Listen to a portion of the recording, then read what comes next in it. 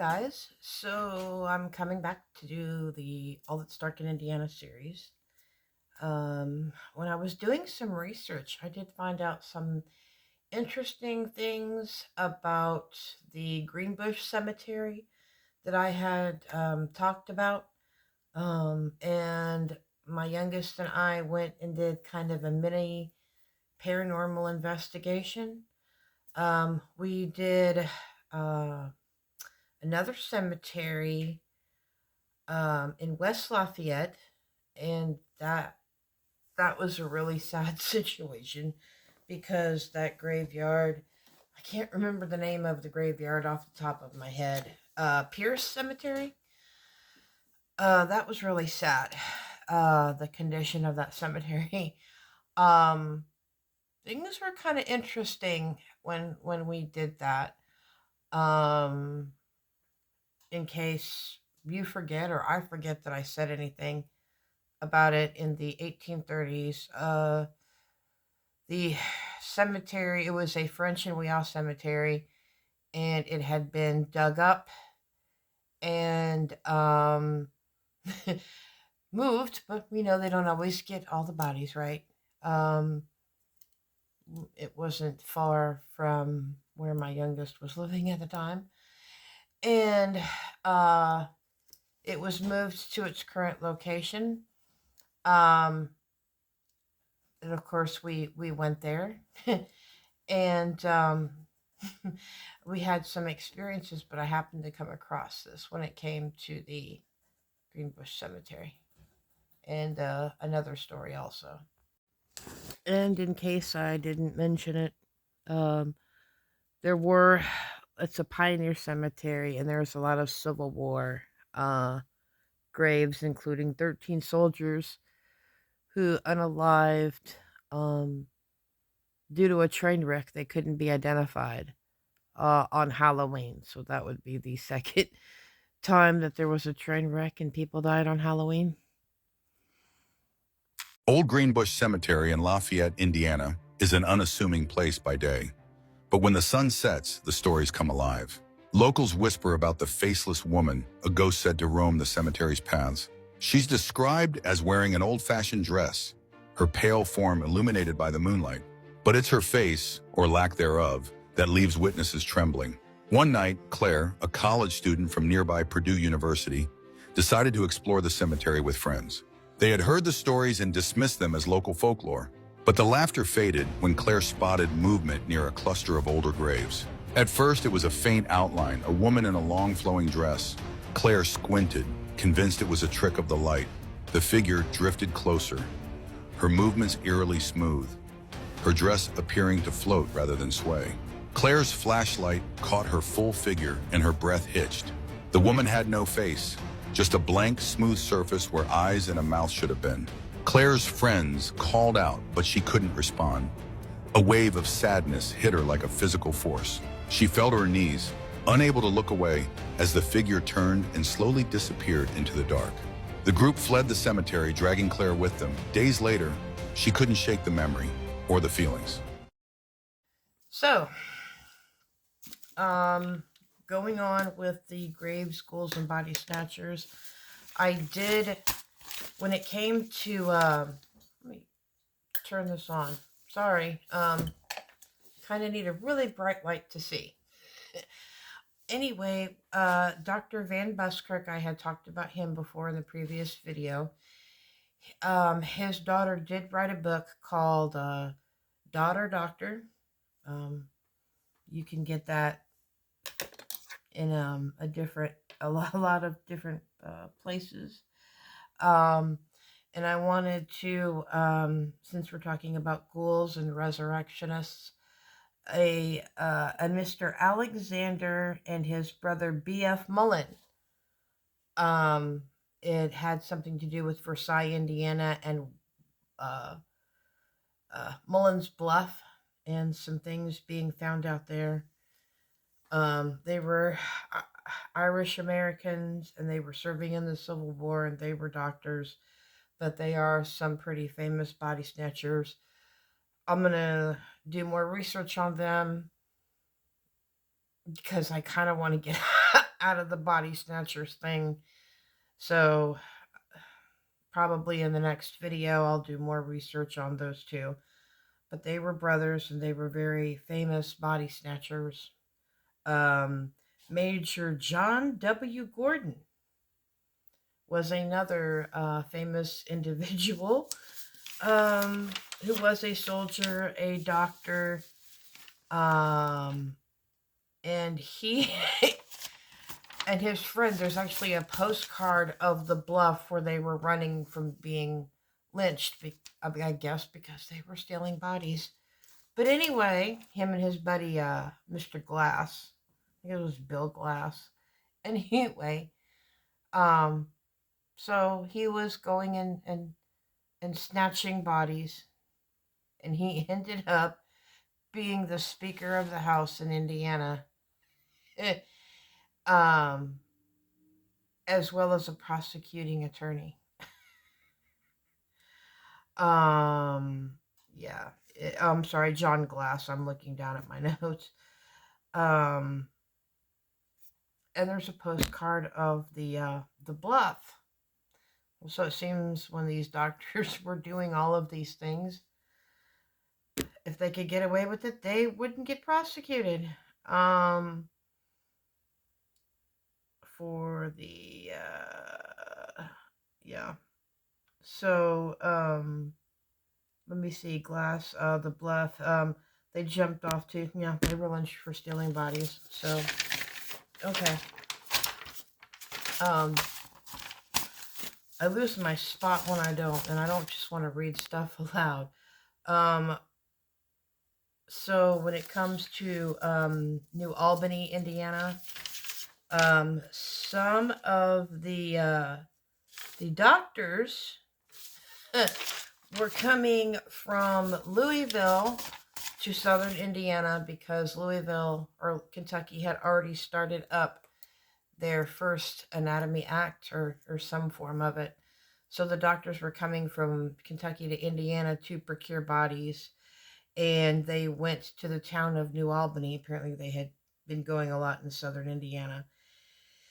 And they would employ local men to help out. They went to one particular cemetery where with Mr. Johnson and Mr. Pierce had been recently buried.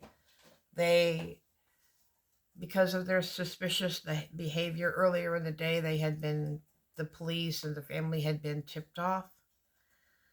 And they were caught in the act, and when the guns came out, 3 of the 4 men put up their hands. One man did not. He began to flee, and he was shot in the back while running behind one of the tombs, the above ground tombs. And I guess it was pretty gruesome because he was shot in the back, and as the bullet came out, it took his heart out in the process.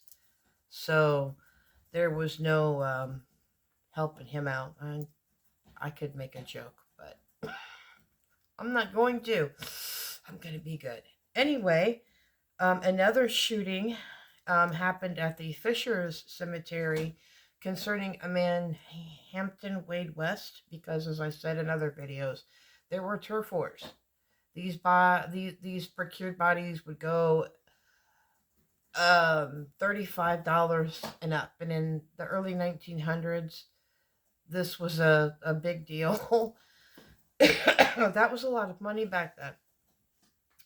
But at one of the Fishers cemeteries, Mr. Wade West, Hamp as he was called, had come upon the Cantrell gang, who was trying to procure a body. A fight ensued. Shots were fired. One account states that the person from the Cantrell gang who was unalived was just basically put back in the grave and dirt was thrown over, and others say it was a 2-for-1 special. Mr. Cantrell was known later, and it made headlines, as the King of Gouls. He was involved in the Central College scandal, where a doctor who lived in Fishers at one time, a Dr. Joseph Alexander, um, was one of the professors at the college when it came to anatomy. And he had basically employed Mr. Cantrell to help procure bodies. He would help with obituaries and such. They were stealing bodies all around Indianapolis and the surrounding area. Some Germans. There's a lot of cemeteries. Crown Hill ended up at one point hiring security because Crown Crown Crown Hill was one of the places where they were procuring bodies. Mr. Alexander was known to even help dig up the bodies as well. Um, but when Mr. Cantrell was caught, he basically ratted everybody out, including Mr. Hampton West and Dr. Alexander. And there was an investigation with the Central College. There was a big court case over it. They tried to, at first, miss Dr. Alexander just played ignorant and stupid. And then at one point, due to something with a head injury as a child, they tried to find him mentally incompetent. But at the end of the day, the people of color were the ones that were prosecuted, and the YT doctors, we have to say YT, I'm sorry, TikTok, white doctors were not. It's really interesting that Dr. Alexander ended up passing away in 1925, and he was buried in the same cemetery that he stole from. So I guess he got his karma. Um, and Mr. Cantrell served his time. He did commit other crimes, but he did end up becoming a pastor um, at one point. And since we're still on the subject of Fishers, because it got so bad to where people were hiring security to come and watch over their deceased loved ones.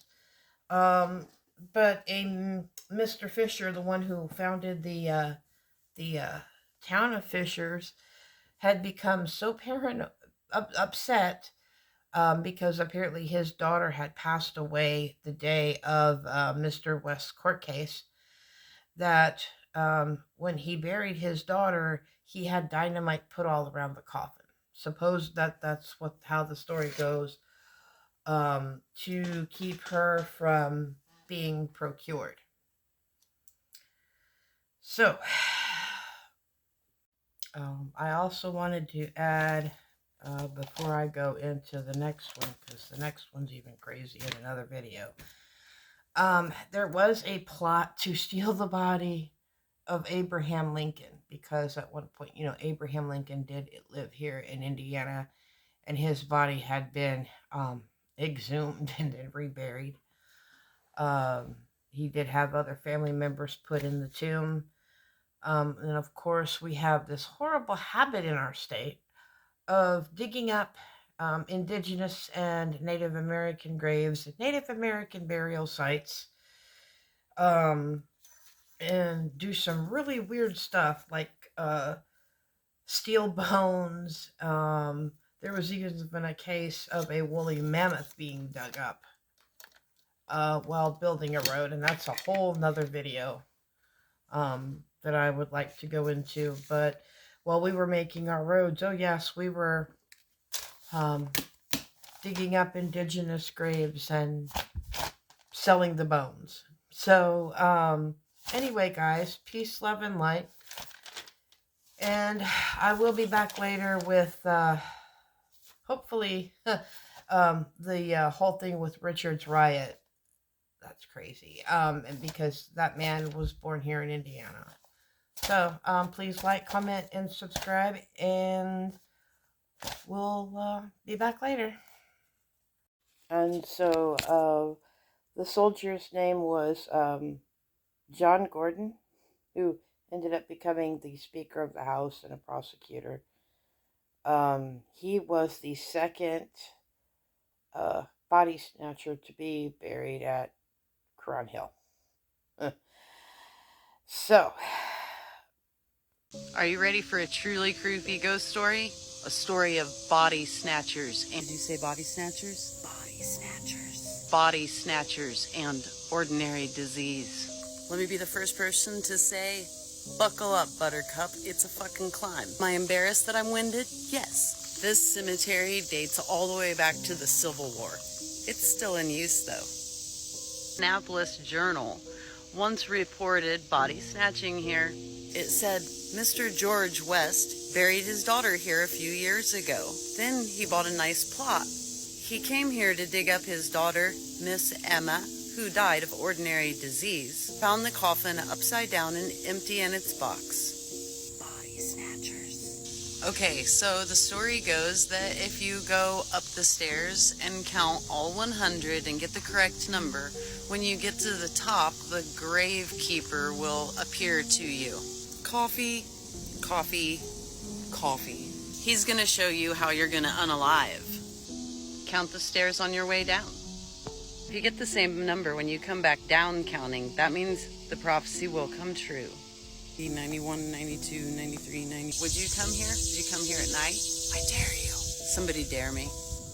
97, 98, 99, 100.